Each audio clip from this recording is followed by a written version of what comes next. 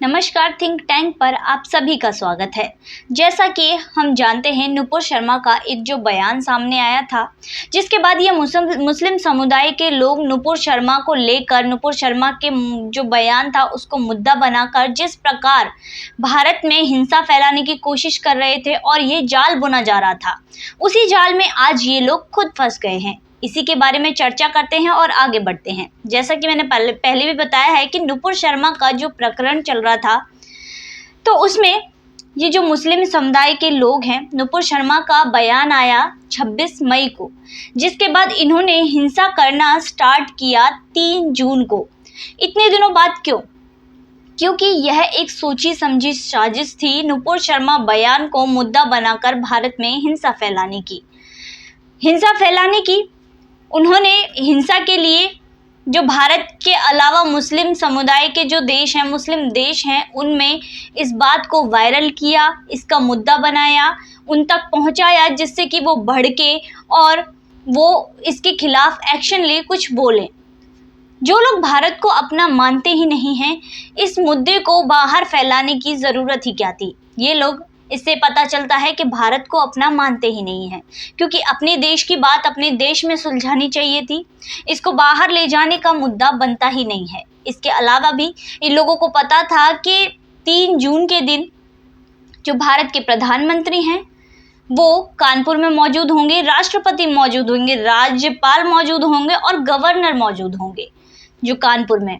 इसके बाद 3 जून को ही ये सब साजिश रची गई और इसमें जो हिंसा फैलाने की, कानपुर में जो हिंसा हुई उसकी जो आग थी वो फैलाई गई और कानपुर में भारी हिंसा फैलाई गई। जिसके बाद कानपुर में उन लोगों ने बाजार बंद कराया और पत्थरबाजी के साथ पेट्रोल बम भी फेंके, जिसमें हिंसा के साथ साथ उन्होंने बहुत सी ऐसी मर्यादाओं को लांघा जो उन्हें नहीं लांघनी चाहिए थी। और आज वो इसी चीज़ को लेकर अपने ही जाल में फंस चुके हैं, जिस तरह कानून उनके ऊपर कार्यवाही कर रहा है। तो ये जो हिंसा फैलाने वाले लोग थे, इन्होंने सोचा कि अंतर्राष्ट्रीय स्तर पर ये मुद्दा फैलाया जाए, अंतर्राष्ट्रीय स्तर पर ही इस्लामी देशों को इकट्ठा किया जाए, तब ही इस मुद्दे में आग भड़केगी तो भारत सरकार हमारे सामने आएगी और हम जो मांग करेंगे उनको पूरा करेगी। इनके ये सब मंसूबे आज फेल हो चुके हैं। ये जो इकट्ठा तो हुए, ये अंतर्राष्ट्रीय स्तर पर मुस्लिम समुदाय के जो ये देश थे, ये इकट्ठा तो हुए, पर जल्द ही भारत के लिए हुए फैसलों से संतुष्ट भी हो गए। अब कतर को ही देख लीजिए, कतर ने शुरुआत तो की, पर इसके बाद जब भारत ने फैसला लिया तो इससे जल्दी से संतुष्ट भी हो गया। इन सभी की जो ये साजिश थी ये नाकामयाब हो गई। इसके बाद सऊदी अरब के लोग तो पहले ही कह चुके हैं कि भारत में जो मुसलमान रह रहे हैं वो मुसलमान है ही नहीं, दरअसल वो धर्म परिवर्तन से बनाए गए हैं। पर इसके बावजूद, इतना सुनने के बावजूद, ये जो भारत के मुस्लिम समुदाय के कुछ ऐसे लोग हैं जो अपने आप को भारत का मानते ही नहीं हैं, भारत में सोचते हैं कि हम बस रह रहे हैं। जो हमारे सब कुछ करता धरता है, हमारे आका हैं, वो भारत के अलावा जो मुस्लिम समुदाय के देश हैं, मुस्लिम देश हैं, इस्लामी देश है, हमारा सब कुछ वही है। वो इनको ही सब कुछ मानते हैं। वो सोचते हैं कि हम तो बस भारत में रह रहे हैं, बाकी हमारे जो करता धरता हैं, जो बाकी देश चाहेंगे, इस्लामी धर्म के देश चाहेंगे, हम वही करेंगे। और वही ये लोग कर रहे हैं, इसी का ये लोग इस्तेमाल कर रहे हैं। इसके अलावा ये जो सारा कुछ किया हुआ है, ये संयोग नहीं, एक प्रयोग है। इसके प्रयोग के द्वारा ही इन सभी इस्लामी धर्मों को इकट्ठा किया गया। इस्लामी धर्म के जो समुदाय हैं, देश हैं, इनको इकट्ठा किया गया और इसके बाद इसको मुद्दा बनाया गया। अब ऐसे लोगों की गिरफ्तारी की गई है जो दंगे थे इनमें शामिल थे। इसके बाद इनके जो बैंक अकाउंट है उनको खंगाला जा रहा है, उनकी सारी डिटेल्स निकलवाई जा रही है, जिसमें पता ये चला है कि इनके लिए फंडिंग की जा रही थी, अंतर्राष्ट्रीय फंडिंग, इंटरनेशनल फंडिंग की जा रही थी और उसको भारत में बांटा जा रहा था। भारत में बांटने के साथ साथ इनका यही प्रयोग था कि भारत में दंगे फैलाने, ये जो हिंसा है इसको फैलाना। इसके अलावा योगी सरकार ने, उत्तर प्रदेश सरकार ने जिस प्रकार इस चीज पर कार्यवाही की है वो बिल्कुल तारीफ के काबिल है। और एक ऐसा डेमो सेट कर दिया है सारे राज्यों के लिए कि जिस राज्य में भी दंगा हो, हिंसा हो, उसमें कानून व्यवस्था ऐसी ही होनी चाहिए। कानून को कैसे चलाया जाता है ये योगी सरकार ने बता दिया है। पर इसके अलावा जो बंगाल है, झारखंड है, या गैर जो भाजपा सरकार है, गैर भाजपा शासित जो राज्य हैं, उनको देखते हुए यही माना जा रहा है कि यहाँ पर भी भाजपा सरकार होनी चाहिए। जिस प्रकार वो लोग इन दंगों पर कार्यवाही कर ही नहीं रहे हैं। एक तरफ तो उत्तर प्रदेश है जिसने अपनी कानून व्यवस्था को इतना सख्त बनाया कि कानून के दायरे में रहते हुए किस तरह इन लोगों को सबक सिखाया है कि जो आज के बाद ऐसे कार्यवाही करने से, ऐसी हिंसा करने से भी डरेंगे। वहीं दूसरी तरफ जो कांग्रेस सरकार है जहां पर, या अन्य सरकार है जो गैर भाजपा जो शासित राज्य हैं, उनमें इस पर कोई कार्यवाही नहीं हुई है। तो माना यही जा रहा है, मैं तो यही कहूँगी कि राज्य सरकार का जो ये कानून व्यवस्था चलाने का, ये न्यायालय चलाने का जो अधिकार होता है वो होना चाहिए, पर सिर्फ उनके ही हाथ में नहीं होना चाहिए। इसमें केंद्र की सरकार की भी दखलंदाजी होनी चाहिए, केंद्र की सरकार का भी हाथ होना चाहिए। अब ये होगा नहीं होगा ये मुझे नहीं पता, पर इस पर बात चल सकती है। और आगे जाकर मैं तो यही चाहूँगी कि केंद्र की सरकार का भी इसमें कोई ना कोई हाथ होना चाहिए कि कुछ फैसले राज्य के केंद्र सरकार भी ले सकती है। दरअसल पिछले 8 सालों से ये जो लोग हैं ये जले भुने बैठे हैं। जिस तरह मोदी ने इनके वोट के वीटो को खत्म किया, क्योंकि जो बाकी सरकारें होती हैं वो इनकी वोट के लिए इनसे कुछ नहीं कह पाती, ये चाहे दंगा करें, हिंसा करें, इनसे कुछ नहीं कहती हैं। पर मोदी सरकार ऐसी है जिसने इनके वोट के वीटो को ही खत्म कर दिया है, जिसने बड़ी ही चालाकी से और बड़ी ही चतुराई से, बड़ी ही समझदारी से जो है काम किया है। ऐसी सरकार हर देश में होनी चाहिए। इसके अलावा जो योगी आदित्यनाथ हैं, उन्होंने जिस तरह दंगाइयों पर जो है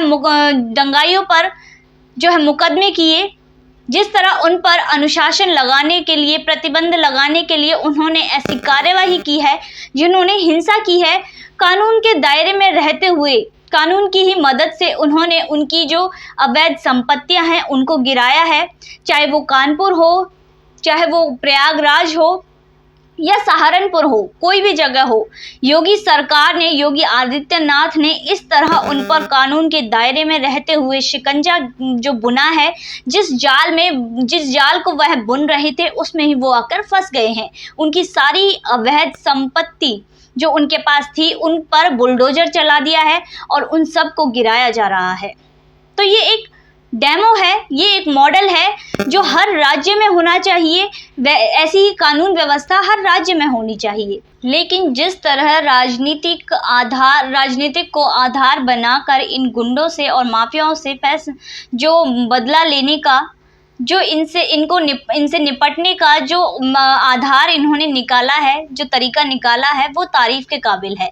पर इसके अलावा जो लोग ये सोचते हैं कि अगर राज्य में जो केंद्र के विरोध वाली सरकार है, उसकी सरकार है, तो इन माफिया और गुंडों के खिलाफ कार्यवाही नहीं होगी, तो ये बिल्कुल गलत है। क्योंकि जिस तरह का मंजर 1 साल पहले पश्चिम बंगाल में जिस तरह की हिंसा देखने को मिली, और उसमें वहाँ की पुलिस और प्रशासन भी सम्मिलित थी, शामिल थी, तो उसको देखते हुए तो यही लगता है कि सिर्फ राज्य स्तर पर, सिर्फ राज्य की सरकार पर ही कानून व्यवस्था को बनाए रखने की नीति नहीं होनी चाहिए। ज़रूरत पड़ने पर केंद्र भी वहाँ फैसला ले सके, ऐसी नीति बनाई जानी चाहिए। इसके अलावा हम बात कर रहे थे इन इस्लामी देशों की। जो लोग इस्लामी देशों से जो मदद मांगने गए थे, हिंसा फैलाने के लिए इनको उकसाने गए थे, वो अब औंधे मुंह आकर गिरे हैं। कैसे? वो ऐसे कि एक समय के बाद, एक लिमिट के बाद किसी भी जो इस्लामी देश है उसने भारत को कुछ नहीं कहा, क्योंकि ये सभी जानते हैं कि इनकी औकात नहीं है भारत के सामने बोलने की, मोदी के सामने बोलने की, और भारत की जो कानून व्यवस्था है उसके सामने बोलने की किसी की भी इतनी हैसियत नहीं है।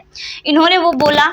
इसके अलावा कुवैत ने जो इन लोगों को रास्ता दिखाया है। कुवैत में कुछ लोग जुम्मे की नमाज के बाद प्रदर्शन कर रहे थे, अलग अलग देशों से, कोई पाकिस्तान से, कोई पश्चिम बंगाल से, कोई भारत से, पर उसमें भारत के लोग ज़्यादा थे। जिस तरह कुवैत सरकार ने इन्हें निकाल फेंका, उन्होंने इनका जो वीज़ा था उसको परमानेंटली रद्द कर दिया और इनके कुवैत आने पर भी बैन लगा दिया, क्योंकि कुवैत में एक कानून है कि किसी भी अन्य सरकार के खिलाफ आप प्रदर्शन नहीं कर सकते। तो कुवैत में तो प्रदर्शन का भी अधिकार नहीं है और ऐसे देश को ये अपना आधिकारिक जो देश है, अपना आका मानते हैं। ठीक है, कुवैत ने इन्हें ऐसा रास्ता दिखाया कि जो जहाज़ से आया है उनको वहीं भेज दिया गया और इनके कुवैत आने पर परमानेंट बैन लगा दिया गया। कभी भी ये कुवैत नहीं आ सकते और इनका जो वीज़ा था इसको रद्द कर दिया गया। इसके अलावा बांग्लादेश ने भारत सरकार की खूब तारीफ़ की। उन्होंने कहा कि हम भारत के जो फैसले हैं उनसे संतुष्ट हैं और एक मंत्री ने तो यह भी कहा कि उकसाने का, जो लोगों को उकसाने का और हिंसा भड़काने का जो मुद्दा होता है उसका वो समर्थन नहीं करते। भारत सरकार ने जो फैसला लिया है बिल्कुल सही लिया है। तो जो लोग इन मुस्लिम देशों के, इन इस्लामी देशों के भरोसे थे, उनकी मुश्किलें तो अब बढ़ेंगी। अब उनकी मुश्किलें बढ़ने वाली हैं, क्योंकि जो उत्तर प्रदेश सरकार है, उत्तर प्रदेश ही नहीं हर जगह पर अब ये किया जा रहा है। उत्तर प्रदेश में जो दंगे हुए, उनके जो जहाँ से उनकी फंडिंग आ रही थी, उन सब का लेखा जोखा अब पुलिस रख रही है और पूरे देश में यह भी देखा जा रहा है कि कहाँ से फंडिंग आ रही है, किस देश से आ रही है, किस काम के लिए आ रही है। इस सब का हिसाब अब सरकार रख रही है और कई फंडिंगों को तो अब तक बंद भी किया जा चुका है और आने वाले दिनों में ऐसी जो भी फंडिंग्स हैं इनको भी बंद किया जाएगा और बंद कर दिया जाएगा। अब जो इन गुंडों, उपद्रवी और ये जो हिंसात्मक लोग हैं, इनके खिलाफ जिस तरह योगी सरकार ने कार्यवाही की उसको तारीफ के काबिल तो मानते ही हैं, पर उसका फ़ायदा क्या हुआ है? उसका एक फ़ायदा हुआ है कि इन लोगों के बीच जो दरार पैदा हुई है, जैसे जमायत उलमाए हिंद और जमायत उलमे हिंद, इन दोनों जो ये संगठन हैं जिनमें अरशद मदनी और महमूद मदनी के बीच दरार पैदा हो गई है। इनके बीच में एक ऐसी दीवार खड़ी हो गई है जिसके आजू बाजू से ये दोनों एक दूसरे को गालियां दे रहे हैं और इसमें एक और तबका खड़ा हुआ है जिसमें जो बोल रहे हैं कि हिंदुस्तान की जो सरकार है वो मुसलमानों के खिलाफ एक षड्यंत्र रच रही है, जिसमें वो लोग कह रहे हैं कि जो मुस्लिम धर्म के लोग हैं उनके बीच तकरार कराई जा रही है, उनके बीच दीवार खड़ी की जा रही है, उनको एक दूसरे के खिलाफ भड़काया जा रहा है। पर ऐसा इन्हें अभी समझ में आया है, अगर पहले ही समझ जाते तो आज स्थिति ये ना होती। हिंसा करने से पहले अगर ये समझते तो आज स्थिति ये ना होती। तो इसी के बाद जो ये लोग बात करते हैं नुपुर शर्मा के बारे में, नुपुर शर्मा को फांसी दे देनी चाहिए, नुपुर शर्मा के खिलाफ कार्यवाही हो, नुपुर शर्मा को लेकर बहुत सी ऐसी चीज़ें बोली जाती हैं कि सर कलम कर दिया जाएगा, जान से मार दिया जाएगा, जो फांसी की मांग करते हैं। तो ये अपने इस्लाम धर्म को किस रूप में पेश कर रहे हैं, ये शायद इनकी आंखों में अभी तक नहीं दिखा है। ये कोई ऊंचे दर्जे में अपने इस्लाम को पेश नहीं कर रहे हैं, बल्कि एक बहुत ही घटिया सोच और निचले दर्जे में इस्लाम धर्म को, अपने धर्म को ही ये बदनाम कर रहे हैं कि इनके जो धर्म है वो ऐसी सोच रखता है, किसी एक व्यक्ति के पीछे हाथ धो के पीछे पड़ गया है जिसकी वो फांसी की मांग कर रहे हैं, गिरफ्तारी की मांग कर रहे हैं और उसका सर कलम करने की बात कर रहे हैं। जो सेक्युलर लोग हैं वो इनको चढ़ाते हैं, इनको चने की झाड़ पर चढ़ाते हैं, इनका इस्तेमाल करते हैं, राजनीतिक गतिविधियों में इनका इस्तेमाल करते हैं और ये लोग होते भी हैं जिसमें इन्होंने सोचा कि नरेंद्र मोदी, यही वो समय है, नुपुर शर्मा का जब बयान सामने आया उसके बाद इन्हें एक मौका मिल गया कि यही वो समय है जब हम नरेंद्र मोदी के खिलाफ कुछ बोल सकते हैं और उनकी सरकार को गिरा सकते हैं। पर हुआ बिल्कुल उल्टा, इसके बिल्कुल विपरीत हुआ, बिल्कुल उल्टा हुआ, जिसके बाद ये औंधे मुंह आकर गिरे। जिसके बाद ये हुआ ये, अब हिंदुओं में इनका विश्वास देखिए, जो सरकार के ऊपर, जो अपनी राजनीति है, जो अपनी सरकार है, जो प्रतिनिधि हैं, उनके ऊपर हिंदुओं का विश्वास देखिए। जो राष्ट्रीय स्वयंसेवक संघ के सत्संग चालक हैं उन्होंने कहा था कि ज्ञानवापी का जो मुद्दा चल रहा है, ज्ञानवापी के जो मुद्दे में जो न्यायालय का फैसला होगा वो मान्य होगा, उसी को माना जाएगा। इसके बाद शिवलिंग के लिए कितना बुरा बुरा बोला गया, भगवान शिव के लिए कितना बुरा बुरा बोला गया, पर इसके बाद भारत में या कहीं भी कोई भी ऐसा हिंदू संघ नहीं था जिसने इस तरह हिंसा फैलाई हो, प्रदर्शन किया हो, जिसने इन लोगों के खिलाफ भी कुछ बोला हो कि सर काट देना चाहिए, फांसी पे चढ़ा देना चाहिए, कुछ नहीं बोला। पर इन लोगों ने एक ऐसे मुद्दे को भड़काया जो कुछ मुद्दा था भी नहीं, उसको इतना भड़का दिया जिसके बाद इतनी हिंसा फैलाई, इतने देश में अशांति फैलाई। इसके बाद वो अपने ही जाल में अब आकर फंस चुके हैं। जो ट्रैप उन्होंने तैयार किया था उसमें वो ही फंस चुके हैं। इसके अलावा जो 20 साल से ये जो मोदी विरोधी लोग हैं, ये मोदी सरकार को, नरेंद्र मोदी की जो आत्मशक्ति है, जो उनकी ताकत है, उसको बढ़ा ही रहे हैं। इतना बढ़ाया है इन्होंने जितना कि उनके समर्थन करने वालों ने भी नहीं बढ़ाया। उन्होंने ही उनके आत्मबल को बढ़ाया है कि जितना तुम विरोध करोगे मैं उतना ही मजबूत बनूंगा। उनका ये आत्मविश्वास ही है कि जितना ये मोदी विरोधी लोग बोलेंगे, जितना विरोध करेंगे नरेंद्र मोदी जी, उतने ही मजबूत होते जाएंगे। तो अब जो इस्लामी देश हैं, कोई भी अब सामने नहीं आ रहा है, कोई भी इनका समर्थन नहीं कर रहा है। इसके बाद जो इन लोगों ने ट्रैप अपना तैयार किया था, जो जाल इन्होंने बुना था, वो खुद ही इसमें आकर गिर गए हैं। आज की वीडियो में बस इतना ही। फिर मुलाकात होगी नई वीडियो, नए विषय के साथ। देखते रहिए थिंक टैंक।